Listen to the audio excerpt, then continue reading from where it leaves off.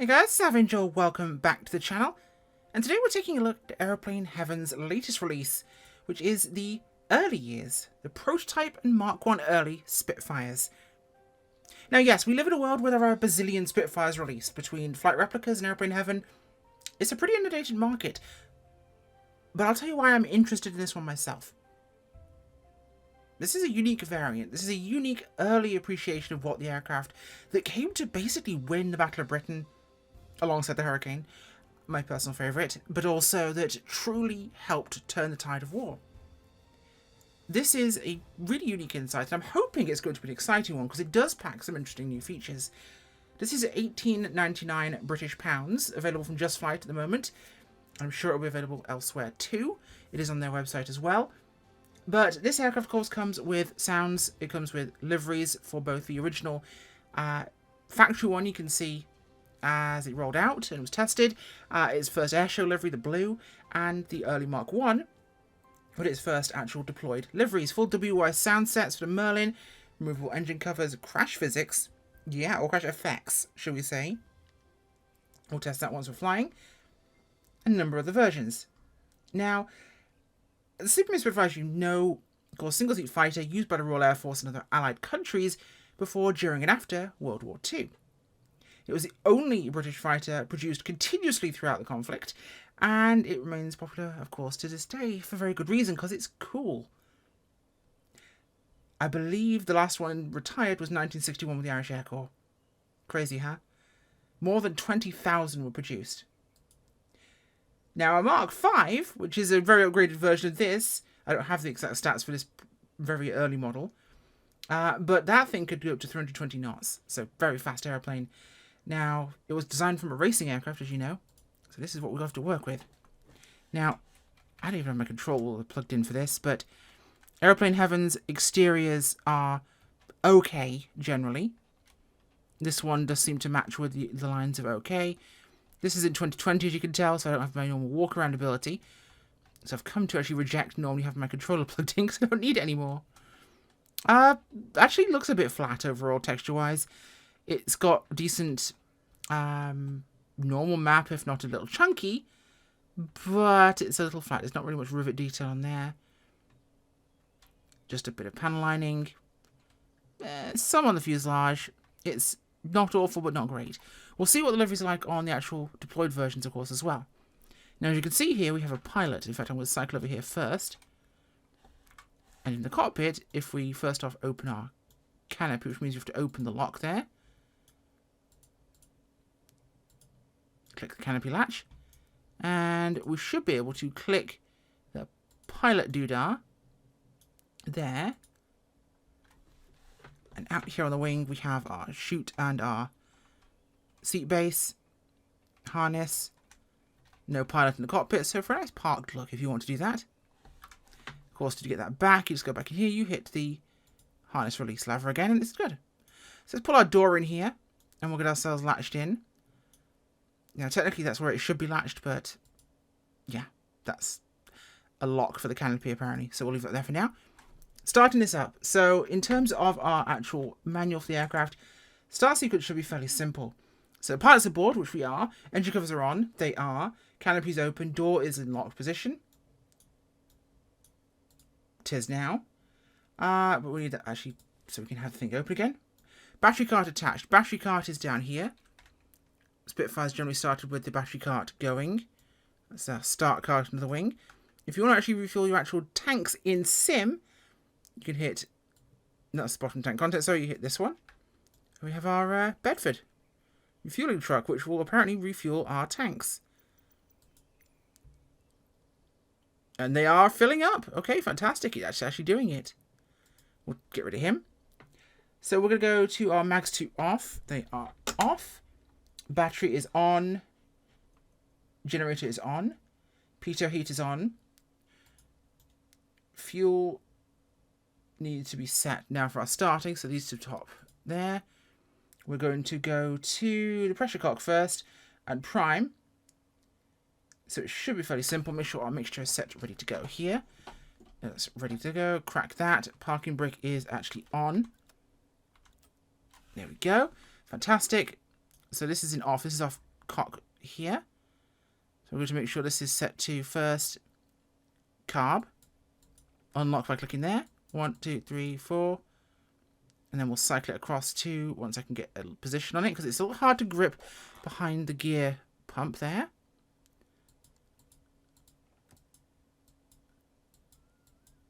And it should be a case now of maxed on and started to go.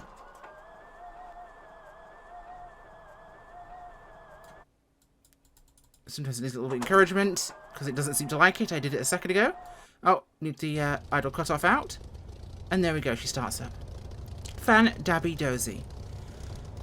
So we're running. Now this, as you might have realised, is not a standard Spitfire cockpit. This is in fact how the prototype's cockpit was laid out. So this is why I like this. It's a piece of aviation history in a way that we never really got to see. It's a version of Spitfire we don't really know. As a quick start and a cold dark there. Coolant flaps. This is a version we just aren't really used to. Obviously no gun sight in here. Altimeters up here. Things are in different positions. The normal stack of the instruments is not where they normally are. But we're going to go take her for a run and we're going to see what she's going to do. So let's get ourselves taxied out. Okay, so let's get my head switched on. Now this does have Aeroplane Heaven's supposedly more accurate ground handling.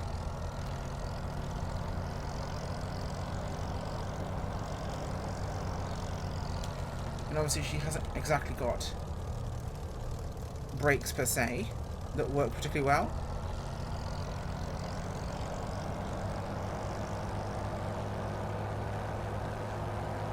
Oh god, I'm going to hit a plane.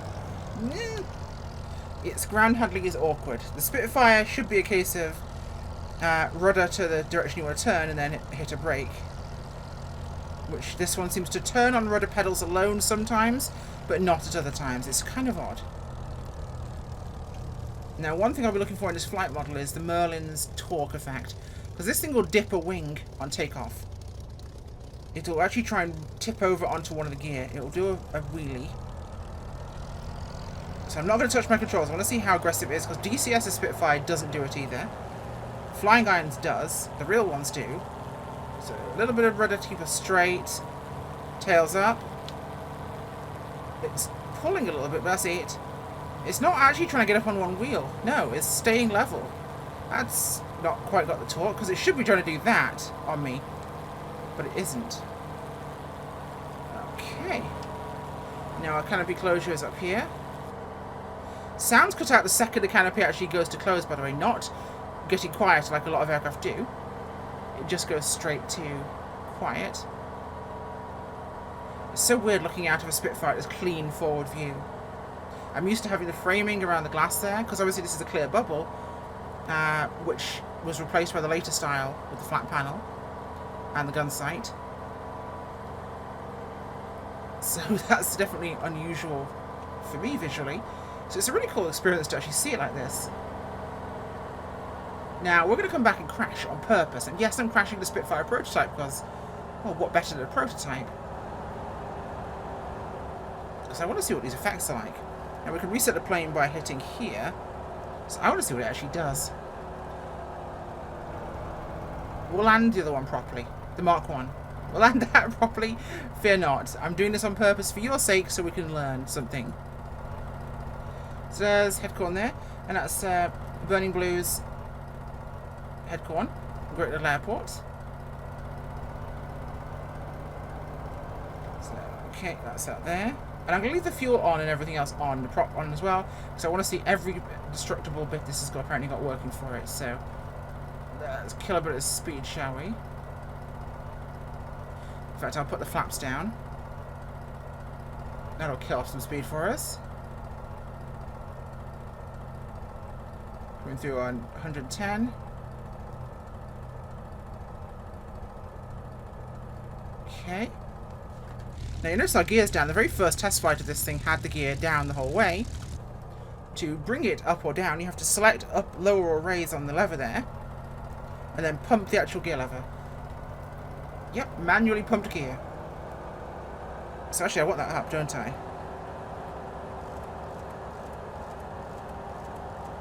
It's up, fantastic. Yep, we don't want a stinking landing gear here. In fact, we'll pull the flaps so we don't wreck them. Then I'm going to wreck everything else, so it doesn't really matter. Right, barely landing for a spit.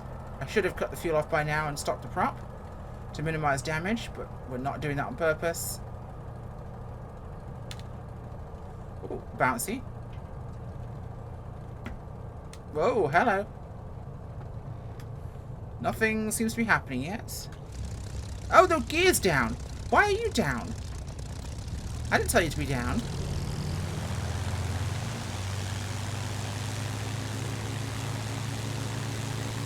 Whee. Okay.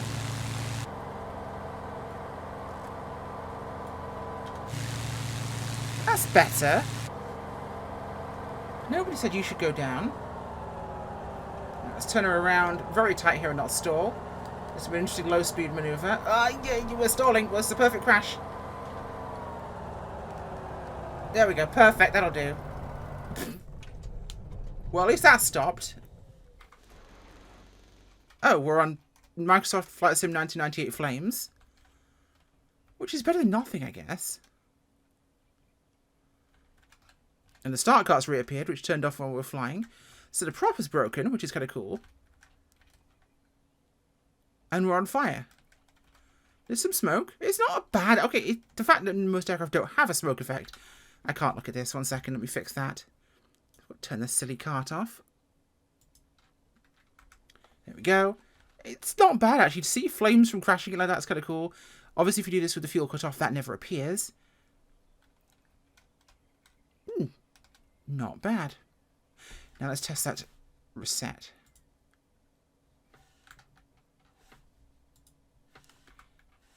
Huh. So we are back, and this is the Mark 1A early, and we're back so abruptly because it crashed. Yeah, the crash reset ironically crashed me. What it's meant to do is basically disable all the effects and enter slew mode and put it back on its wheels essentially, but it crashed my sim cold. So this is the Mark 1 early. Same difference in terms of it really... Oh, that's the parachute deflector, by the way. The weathering's a little odd. It's quite sharp. This is another Aeroplane Heaven trend we tend to see. Just like the less than realistic kind of heavy weathering where footfalls would be. It's a little bit stark and very dramatic there. More than I think would be realistic. But otherwise, texture and modelling is... See, this has got... Yeah. This has got flush rivets in it. Now, it could be that the other one was fabric covered, but it had panel lines. This one, however, does have the flush riveting on the surface, so this is better than the other one. At least in terms of having more detail. There's our gear marker there. Those are very shiny for something that's so metal worn and looking very, very rusty, actually. That shouldn't be so matte. That should be more matte, not shiny. And those tyres are very glossy. Very shiny. Too shiny. Don't like that. Underside's very, very super glossy. So, exterior-wise, not fantastic, but it's Aeroplane Heaven. This is what we've generally seen. So, cockpit. Now, this is more familiar to us all, isn't it? Now, not the gun sight they'd go on to have, but it's an earlier model. Very fixed one. Literally line the circle and that up. Our familiar 6-pack for a Spitfire. Our usual arrangement of equipment in here. We're not touching that. We are going to pop, then that's the familiar paddle on the canopy, so we'll have to pop this forward. This is a click and drag, unlike the other one. Still the same low profile canopy there on the aircraft, not the bubble we're used to in the later versions. So there's a lot of things different still, and this is what I like about it, is that it gives us something we've not seen really before in terms of the Spitfire. So we'll go about doing our startup sequence here. Everything else is where it needs to be. Make sure my mags are good there. Crack the throttle. Confirm my parking brake is engaged. It is. There's our gun safety. It's just the safety, not the actual gun. So we will go to there.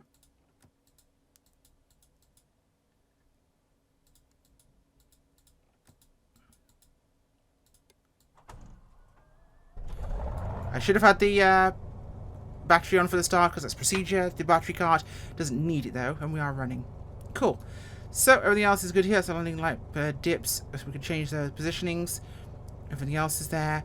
Now we still have the manual gear, which we'll do once we're airborne. So for now, everything is where it needs to be. I will just bring my eye point back a touch. Okay, those are off.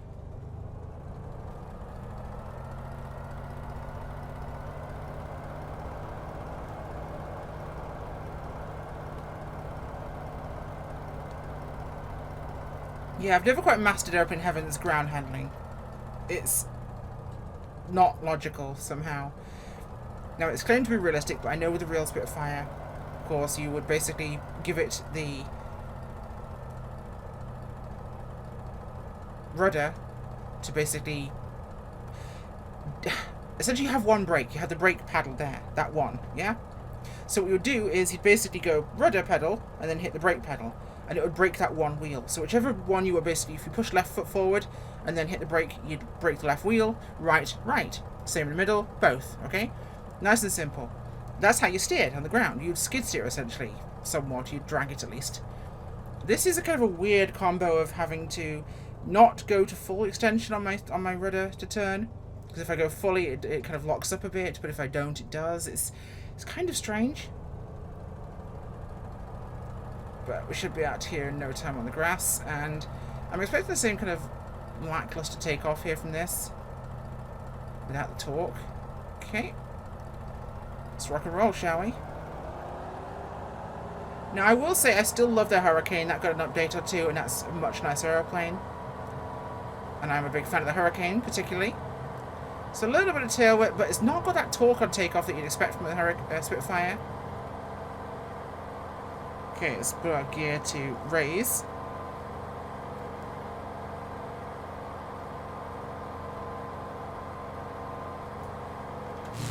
Is it actually giving it the right... It is raised, but it's not come up there on my gear indicator. Interesting.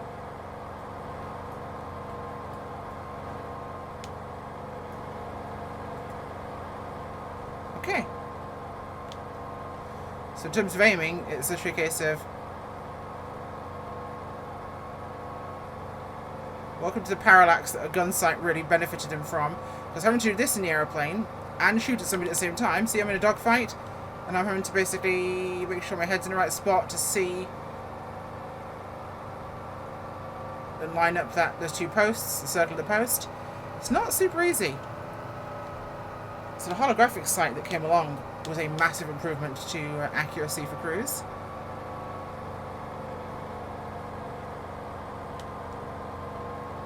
Okay, we'll go to climb power, which is +6 of the boost.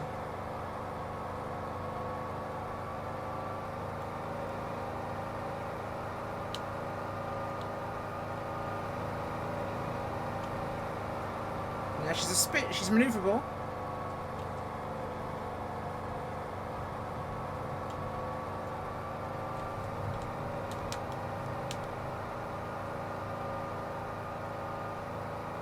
There we go. Bring her around, we'll do a low pass over the runway. And you'll hear that engine clugging and ticking, the Merlin sound. Do a knife edge pass here.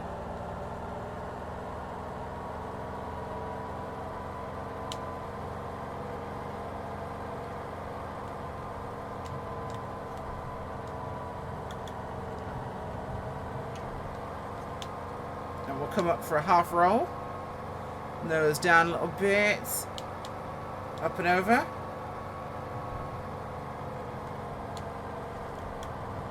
Flip around.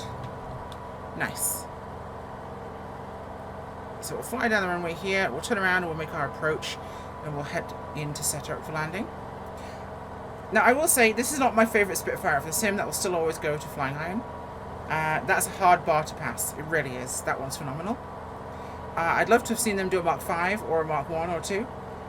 The Mark 9 is great. It's just a little more advanced than the other ones. And the Battle of Britain period Spitfires, which are my favourites.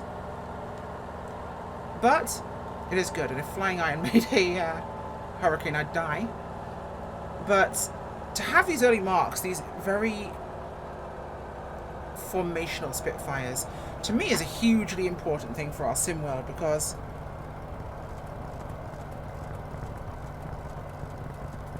see, that was working on the prototype, but it's not working in here. There's that bourbon, and it's not quite down there, see? Got that burbling off the engine. Gears down, good. There's the field.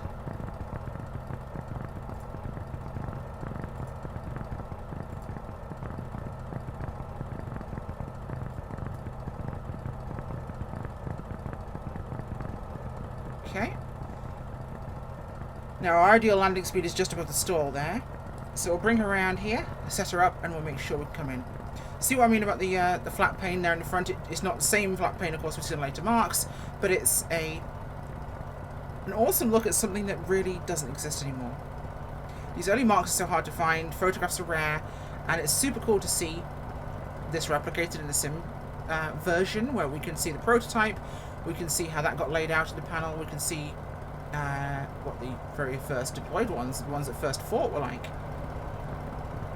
Obviously, a lot of these early Mark 1s got upgraded quite heavily during the war, before they got scrapped or lost, but they were upgraded. So that definitely happened. Flaps down. And this is going to kill a lot of speed for us here. Okay. Looking good.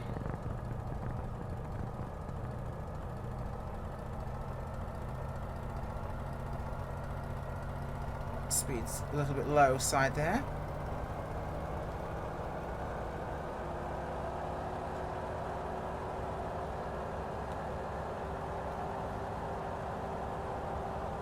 Big long nose does make landing her a little more interesting.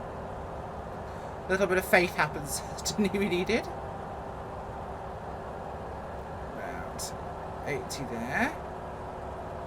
Little quick, so I'm going to pull the power now as we come over the hedge. There's the runway. Speed's coming down to about 70, which is about 70, 68. A little heavy there. Not ideal, but it does the job. Would have liked to come in a little lighter there. A little gentle on the brakes here. You don't want to brake too hard. The very narrow gear. And also kind of mid-balanced center of gravity makes it a little bit exciting.